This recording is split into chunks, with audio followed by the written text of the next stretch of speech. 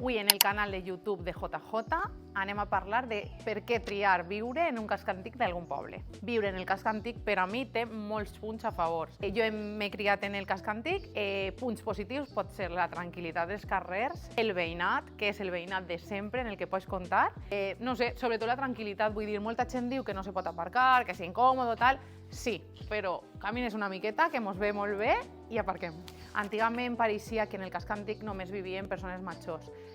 Actualment no és així, vull dir, cada vegada les cases les compren famílies, persones joves, que volen donar-li vida al casc antic i viure amb tranquil·litat, que duguem molt d'estrès durant tot el dia. Justament estem en el carrer Paco Roca de Puçol, passeu en mi i veiem la casa. Esta vivenda està per a reformar, ¿vale? El que passa és que té coses molt positives i és que té el projecte de la vivenda. Com podeu veure, ja està mig tirada per a començar.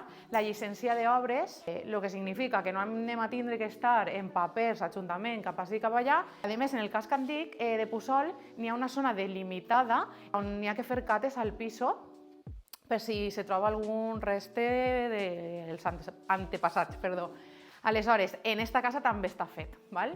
Si t'interessa esta vivenda i el projecte, tenim renders, tenim plànols, tenim tota la documentació. A més, anem a fer aquestes fulletes que anem a repartir per el poble per a que ho tingueu a mà, ¿vale? El preu de la vivenda són 165.000 euros.